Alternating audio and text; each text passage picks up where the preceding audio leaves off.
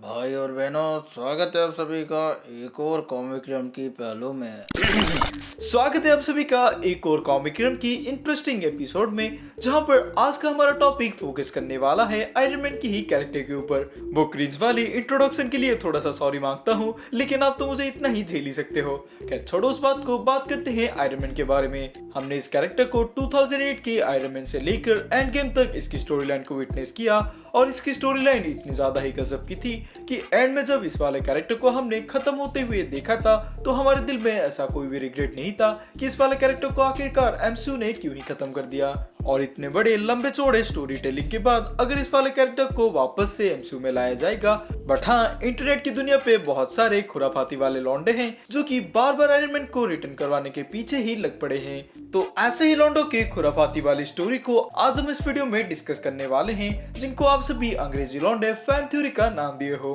खैर इसी के साथ ही छोटी सी रिक्वेस्ट ये भी रहेगी कि इस वाले वीडियो को शेयर कर देना, लाइक कर देना और साथ ही में हमारे चैनल को सब्सक्राइब भी कर देना। और अगर वेले टाइम में मार्वल के फैक्ट के बारे में नशा करना आपको अगर अच्छा लगता है तो आप हमारे इंस्टाग्राम पेज को भी फॉलो कर सकते हो, जिसमें हम रेगुलरली ही मार्वल से रिलेटेड काफी सारे फैक्ट को पोस्ट करते रहते हैं, तो उसको भी फॉलो कर लेना ताकि हमारी इंस्टाग्राम पे भी चौड़ बढ़ सके। तो इसी के साथ ही चलिए वीडियो को शुरू करते हैं। एमसीयू को भी इस चीज का आइडिया है कि आयरन मैन कितना ज्यादा ही मनी मेकिंग कैरेक्टर है, इसीलिए ही एंड गेम के इवेंट के बाद जब आयरन मैन एमसीयू को छोड़कर चला जाता है, तब से लेके मल्टीपल मार्वल की मूवीज में एमसीयू आयरन मैन की हिंट को ही ड्रॉप करता रहता है। पर कॉमिक्स के दर्शाए हुए नक्शे कदम पर अगर एमसीयू को भी चलना अच्छा लगता है तो फ्यूचर में हमें कोई आयरन मैन का वेरिएंट नहीं बल्कि आरडीजे का वही वाला एमसीयू का आयरन मैन देखने को मिल सकता है। और लगभग हर कोई मार्वल फैंस को इस वाले पैटर्न के बारे में आइडिया है कि आयरन मैन अपनी सभी गलतियों से सीखकर अपने आप को डेवलप करता है। जैसा कि सिविल वॉर में वो अपनी स्लो स्पीड के कारण गिरते हुए रूडी को नहीं बचा पाता, तो इसलिए उसने इन्फिनिटी वॉर की मूवी में रॉकेट रिपल्सर को बनाया था।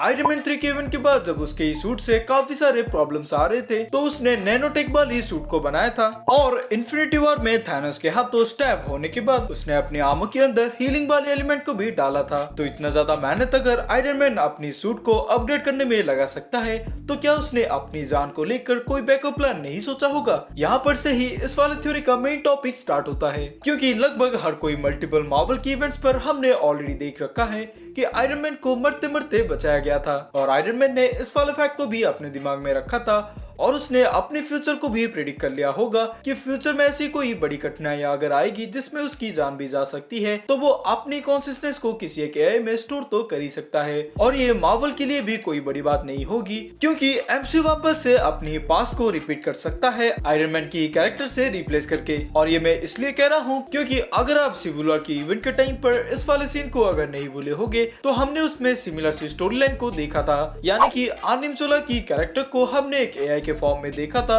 जिसको कि मॉडर्न टाइम में दिखाया गया था। और अगर आर्निमजोला पुराने टाइम पर कम रिसोर्सेज के साथ इसी वाले चीज को एग्जीक्यूट कर सकता है, तो मॉडर्न टाइम में सोचो कि आयरन मैन उन्हीं सभी एडवांस टेक्नोलॉजी का इस्तेमाल करते हुए क्या ही कर सकता है। आई मीन बंदे ने तो रियल लाइफ का टाइम ट्रैवलिंग जीपीएस को ही बना दिया था, तो सोचो ये बंदा क्या ही कर सकता है। तो इसी थ्योरी के अकॉर्डिंग अगर आर्निमजोला ऐसा अगर पुराने टाइम पे कर सकता है, तो उसी वाली चीज को सेम सी वे में आयरन मैन भी रिपीट कर ही सकता है। बस ये मार्वल के ऊपर ही डिपेंड करता है कि वो इस वाले एंगल के साथ जाना चाहते हैं या फिर नहीं। अगर फ्यूचर में हमारे नए एवेंजर्स को कभी भी एक एक्सपीरियंस एवेंजर की सलाह की जरूरत पड़ेगी, तो उसी वाले पर्टिकुलर मोमेंट पर आयरन मैन की एआई फॉर्म को भी एमसीयू में इंट्रोड्यूस किया जा सकता है। सिमिलर सी स्टोरी लाइन को कॉमिक बुक में भी हमने विटनेस कर रखा है, जहाँ पर सबसे पहले सुपीरियर आयरन मैन की इशू 1 में हमने एआई के फॉर्म में टोनी स्टार्क को हमने देखा था, और फिर जाकर हमने टोनी स्टार्क 2.0 को आयरन मैन हाइपर वेलोसिटी के इशू 1 पे ही देखा था। तो हम कह सकते हैं कि पॉसिबिलिटीज तो एंडलेस है, लेकिन उन्हीं सभी पॉसिबिलिटीज को रियलिटी में बदलने का डिसीजन टोपीबाज एमसीयू के मालिक को है।